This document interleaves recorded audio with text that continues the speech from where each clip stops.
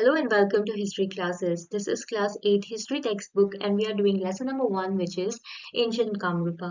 इस चैप्टर का पहला भाग already uploaded है. You can go and check it out. आज हम पढ़ेंगे about different rulers of ancient Assam या फिर ancient Kamrupa. So let us begin. So पहले ruler है भगदत्ता. हमने पिछली क्लास में पढ़ा था about Mohammed Naraka dynasty established by the king Narakasur. तो नरकासुर के ही बेटे थे भगदत्ता. It is known from the resources that Naraka's son Bhagadatta sat on the throne of Kamrupa after his father's death. There is a description of Bhagadatta's bravery in many chapters of Mahabharata. Mahabharata और रामायण दो एक epics है India के और I assume that Mahabharat की story आप सबको पता होगी कि इसमें दो फैमिली ग्रुप के बीच में फाइट हुई थी जो कजन्स थे पांडवास एंड कौरवास. तो कौरवास के जो सबसे एल्डेस्ट भाई थे उनका नाम था दुर्योधन. तो ऐसा माना जाता है कि भगदत्त की बेटी थी उनका नाम था भानुमति. उनकी शादी दुर्योधन के साथ कराई गई थी और गुवाहाटी की जो दिगोली पुखरी है वो भगदत्ता ने भानुमति की शादी के टाइम पर ही दग करवाया था.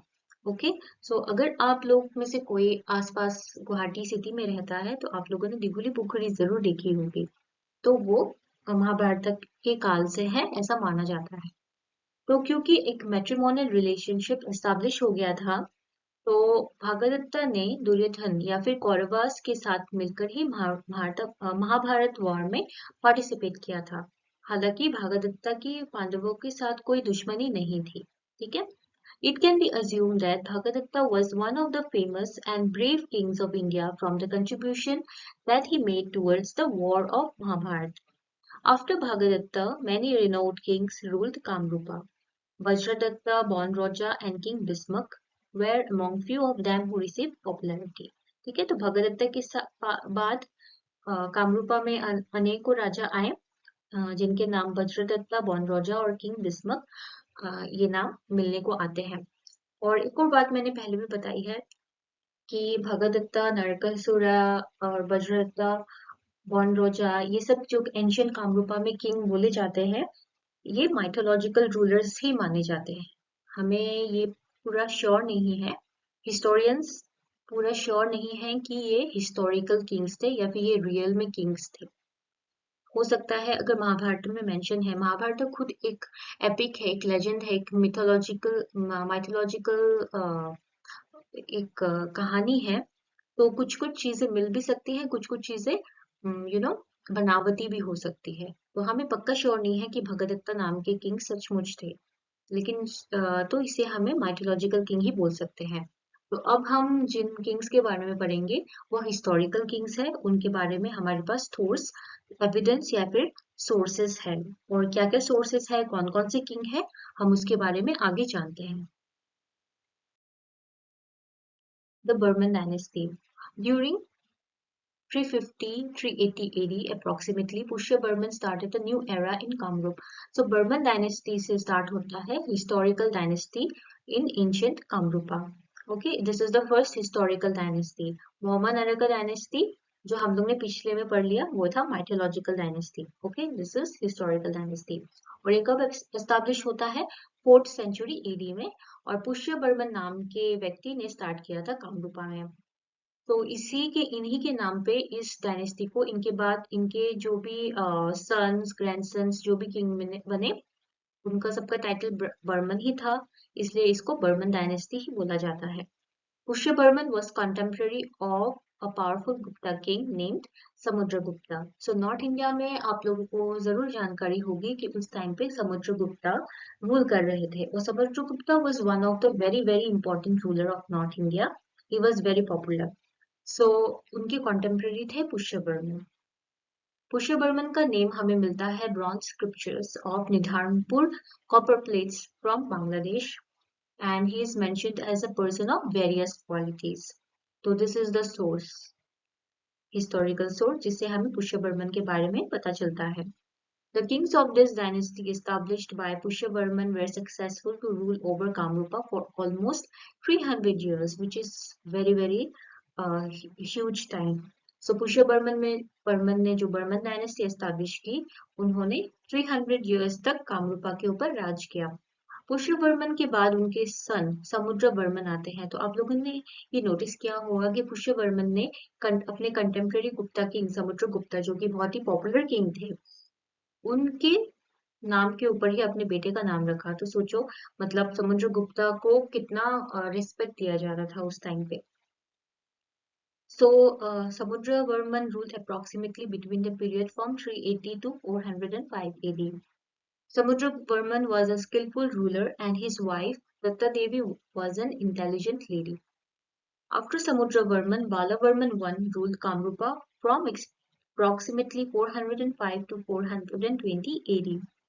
According to many historians, a pleasant relationship between Kamrupa and Kashmir was developed during his rule. So Balavarman के टाइम पे कामरूपा और कश्मीर का मैट्रिमोनियल जो रिलेशनशिप है वो एस्टैब्लिश हुआ। कैसे हम जानते हैं? It is mentioned in the famous book named Raj Tarangani written by Kalhan. So this is a very important book. You must remember it.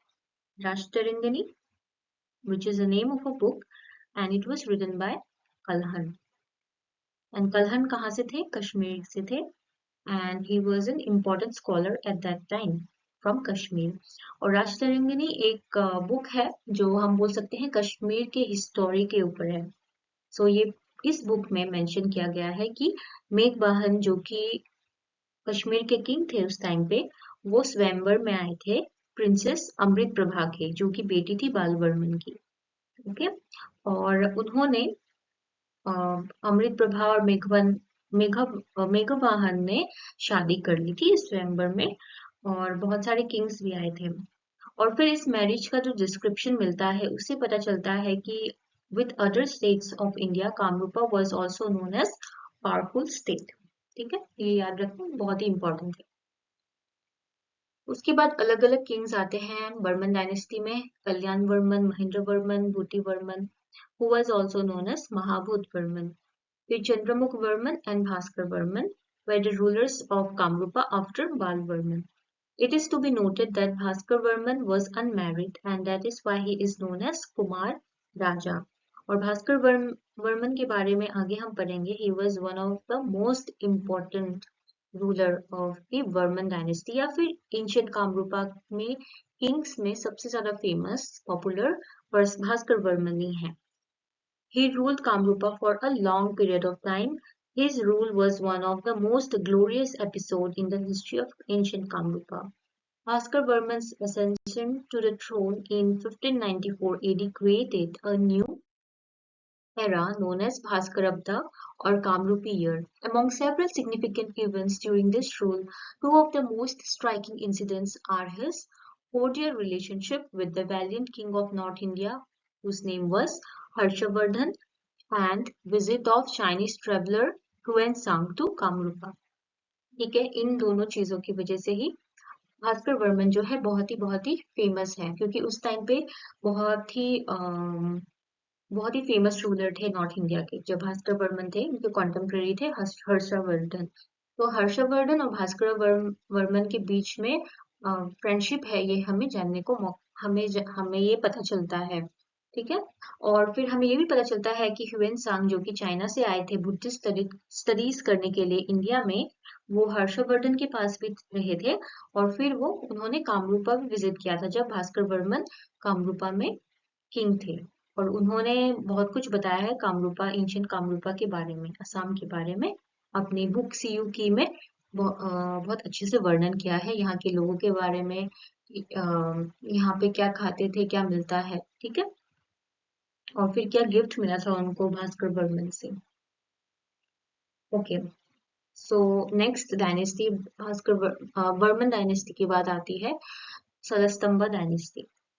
There was an immense political crisis in Kamrupa after the death of Kumar Bhaskar Varman in 1650 AD, as he was unmarried. तो क्योंकि Bhaskar Varman unmarried थे, उनको कुमार राजा इसलिए भी बुलाया जाता है, तो उनकी कोई संतान नहीं थी जो डायनेस्टी को आगे बढ़ा सके। बहुत ही पॉलिटिकल क्राइसिस हो गया कि कौन किंग बने। तो एक लीडर उभरे, उनका नाम था सलस्तंबा। उन्होंने इस सिचुएशन का एडवांटेज लिया या फिर अपॉर्चुनिटी देखी और उन्होंने कामरूप के थ्रोन पर वो बैठ गए और उन्होंने एक न्यू डायनेस्टी क्रिएट की, रॉयल डायनेस्टी, और उसी को हिस्ट्री में बुलाया जाता है सलस्तंबा dynasty. Among the various kings of Salastamba dynasty, the ruling period of King Harshadev was a glorious period of ancient Kamrupa. So her dynasty के कुछ किंग जो होते हैं वो बहुत उभर के सामने आते हैं। तो सलस्तंबा डायनेस्टी में हर्षदेव नाम के किंग उभर के सामने आते हैं एंशियंट कामरूपा के टाइम पे। During his rule, Kamrupa led multiple successful military marches in places like Goda, जो कि बंगाल में था उस टाइम पे, बंगाल रीजन को ही बोला जाता था, उड़ीसा, कौशल, बिहार। ठीक है, फिर नेक्स्ट आती है पाल डायनेस्टी।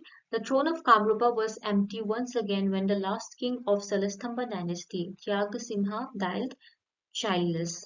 तो त्यागसिम्हा की कोई संतान नहीं हुई, तो जिसकी वजह से सलस्तंबा डायनेस्टी वहीं पे खत्म होगी। तो लास्ट रूलर जो सलस्तंबा डायनेस्टी के थे वो थे त्यागसिम्हा। In the lieu of the situation, the visionary ministers and officials nominated Brahmapal as the next king. This dynasty was named as Pal dynasty later. So Brahmapal उनके last title के ऊपर इस dynasty का नाम पड़ा और पाल dynasty को choose किया गया था, यानी कि ब्रह्मपाल किंग बनाए गए थे, उन्होंने खुद से थ्रोन नहीं ली थी, मिनिस्टर्स लोगों ने चूज किया था उसको कि उनको उनकी क्वालिटीज को देखकर शायद कि ब्रह्मपाल हमारे नए किंग बनेंगे कामरूपा के। So the kings of this dynasty looked after all the royal matters of Kamrupa for almost 150 years. Since the beginning of the Pal dynasty in the 10th century AD, Ratnapal was the best among all the rulers. तो पाल dynasty में कौन सी important ruler है? वो है Ratnapal. He was a strong warrior, a noble man, and a man with bright personality and other adorable qualities. It is mentioned in the bronze scriptures of Guwahati that he lived his life following Vedic traditions as well as being a devout follower of Lord Shiva. So Guwahati plates से, Guwahati copper plates भी बोल सकते हैं, उससे हमें पता चलता है कि रत्नपाल हिंदुइज्म को फॉलो करते थे या फिर वैदिक रिलीजन को फॉलो करते थे और वो बहुत ही सच्चे भक्त थे शिवा के, यानी शैवाइट थे वो। It is mentioned in the bronze tablets that Ratnapal established a city named Durjai. This is very important. You must remember this.